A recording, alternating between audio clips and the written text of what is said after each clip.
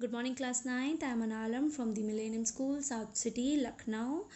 And I hope you all are staying healthy and doing exercise, eating healthy food, and studying regularly, and even keeping yourself updated regularly. That is very important, right?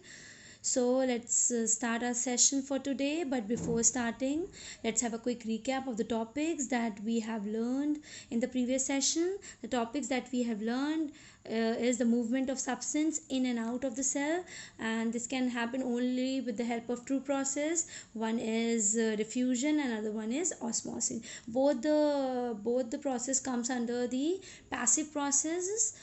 Why we call them passive? Because they do not require any energy, right? And your diffusion is a gaseous exchange. That means they helps in the movement of gases from the higher concentration to its lower concentration.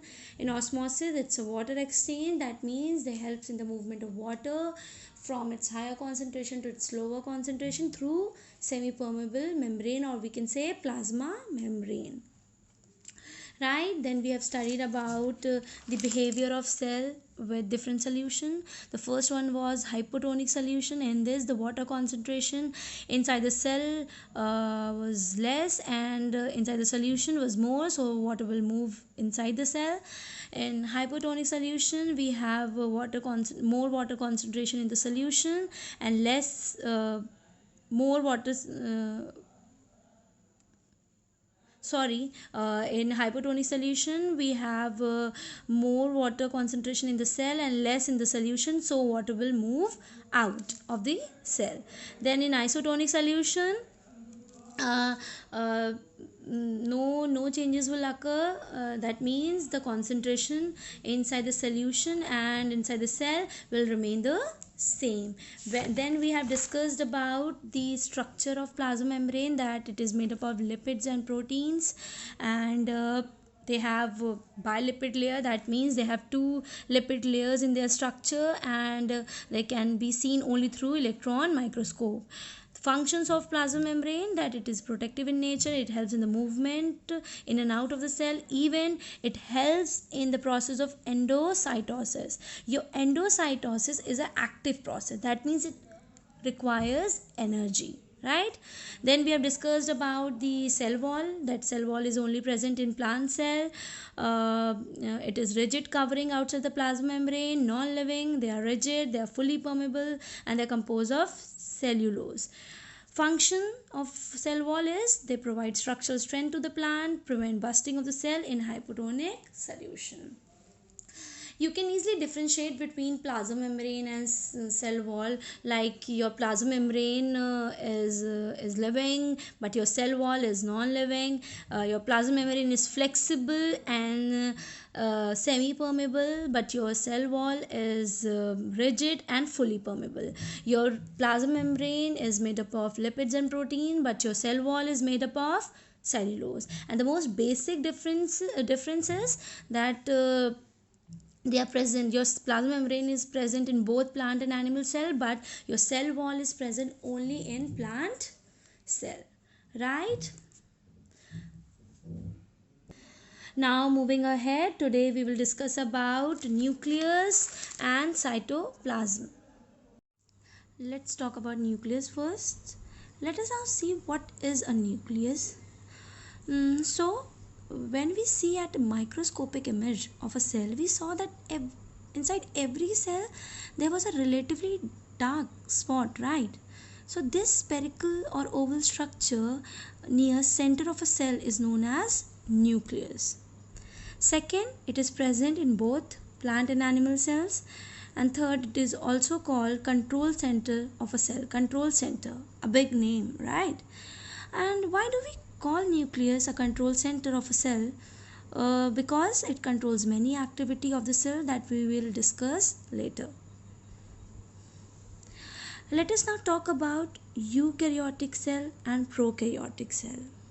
You might be wondering, while studying about a nucleus, why did we suddenly jump to nucleus, suddenly jump to prokaryotic or eukaryotic cells? That's because there is a reason behind. So when I talk of nucleus, it becomes important to talk about those cells which have a prominent nucleus or those cells which do not have a prominent nucleus, right? This is how to this is how these two categories have been categorized. So when I talk about eukaryotic cell, they have a well-defined nuclear membrane.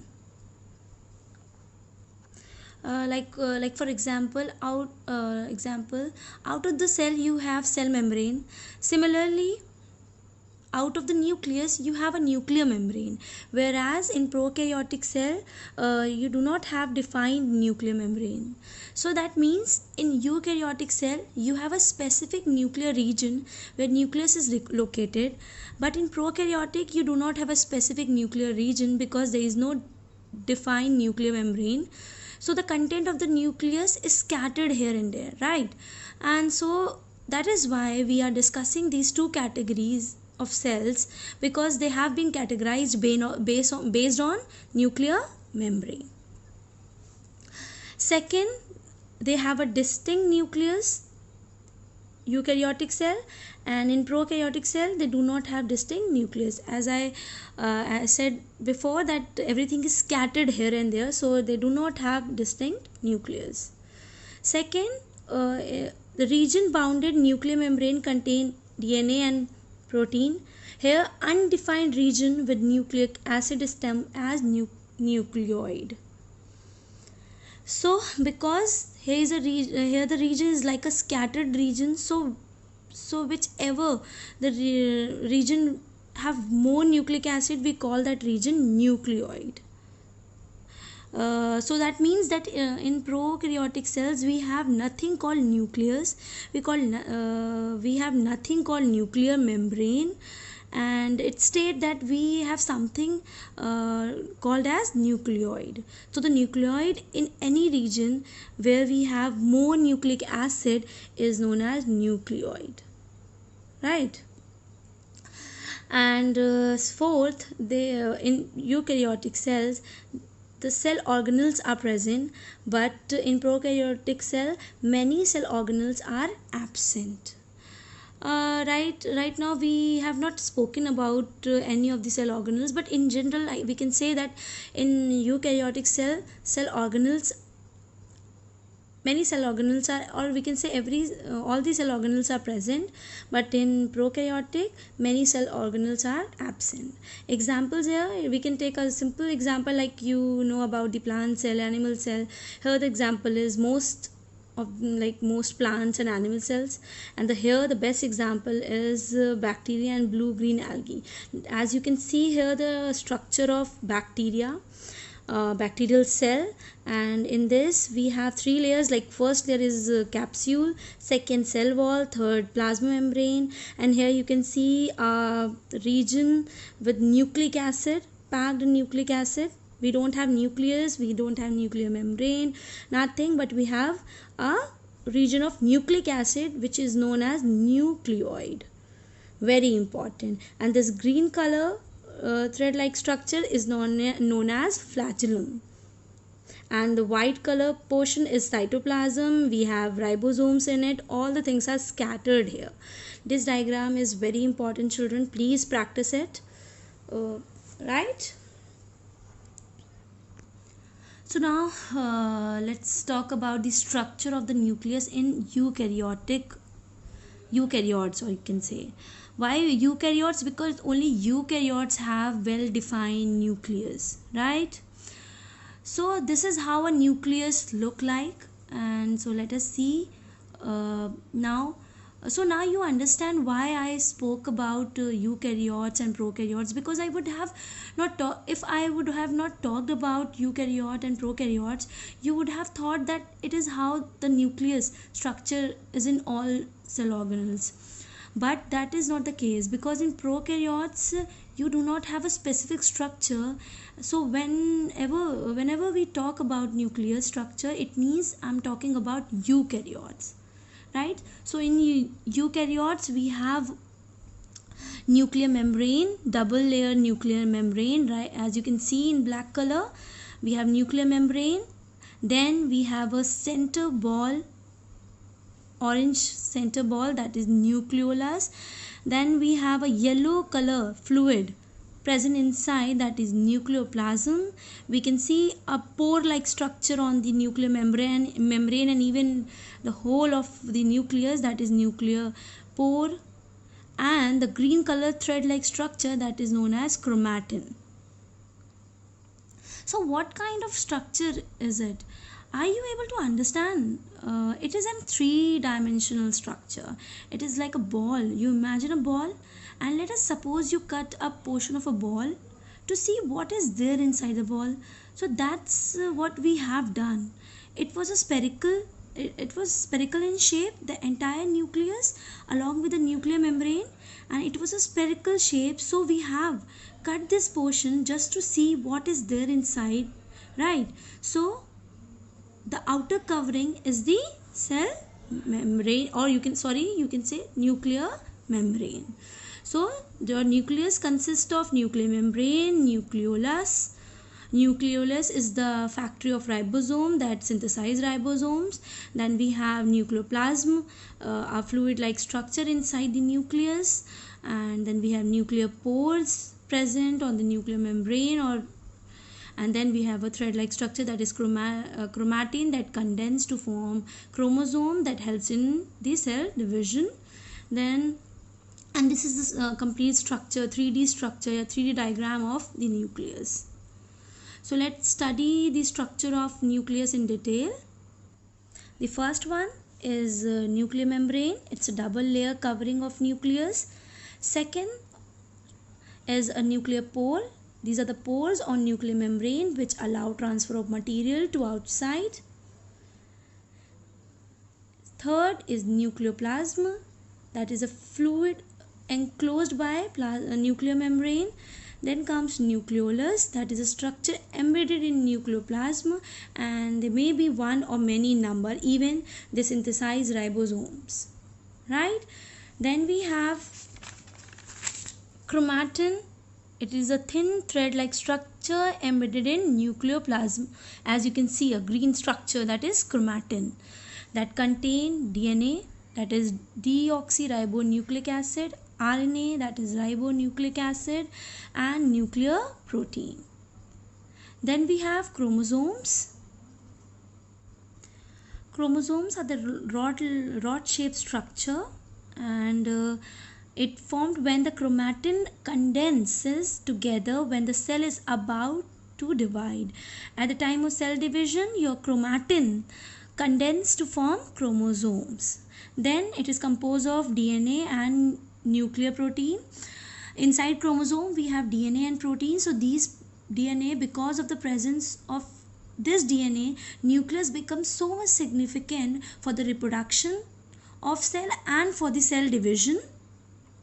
As I said, right, for example, in the living being, what happens, for example, there is a child, and child has some traits which are similar to his father, or which are similar to his mother. So we call those traits as genetic traits, and we say that he inherited these traits from his father, right? So how does the inheritance happen? This inheritance happen because of the DNA, right? And this DNA is present inside the nucleus, and this nucleus is present inside the cell.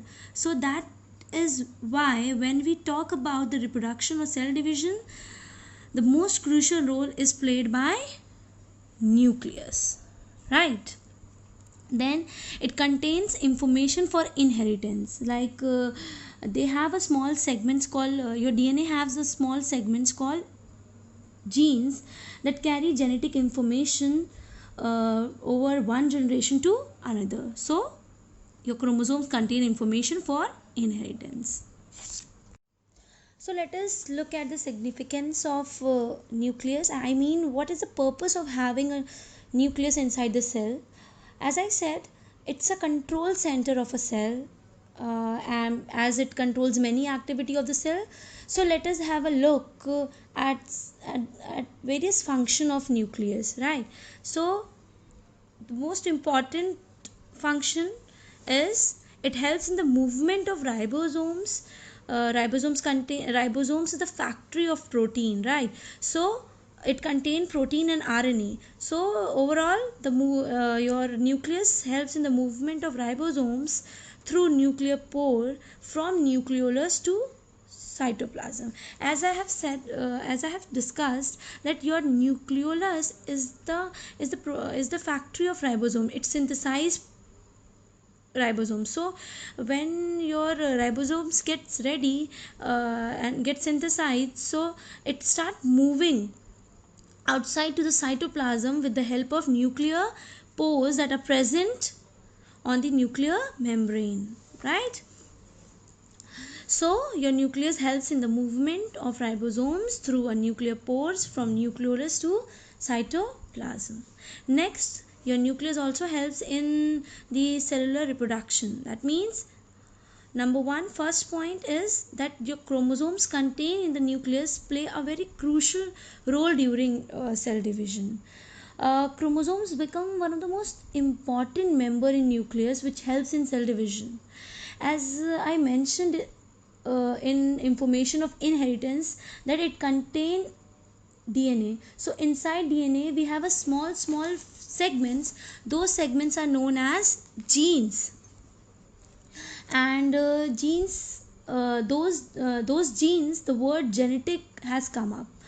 So so something we some, for example, like sometime we go to the doctor and complain that I get frequent headaches, and same thing happens to my dad, and also same things used to happen even to my grandfather. So the doctor says okay, and it's something genetic, that means this is something which is carried by the genes, because the same genes which was there in your grandfather, some of them came to father and some of them came to you. So that is how genetic information is carried over one generation to another. So your chromosomes contains DNA, and your DNA contains small segments called genes, which helps the nucleus to play a crucial role in cell division.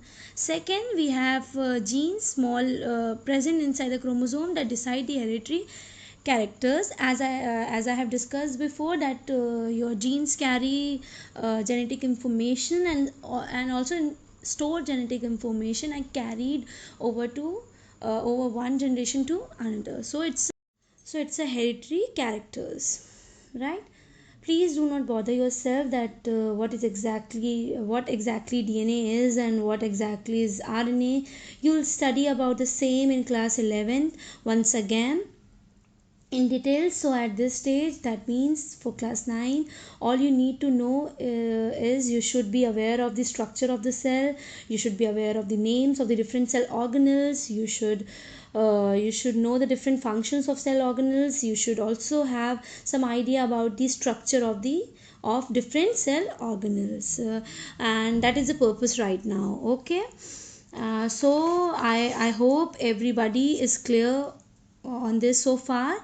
We spoke about the nucleus, that it's a oval and spherical structure. We spoke about the eukaryotic cell and prokaryotic cell and the structure of bacterial cells. We also discussed about the structure of nucleus, that consists of nuclear membrane, nuclear pore, nucleoplasm, nucleolus, chromatin, chromosomes, and even we have discussed the function of nucleus, that it helps in the movement and also helps in cellular reproduction, right?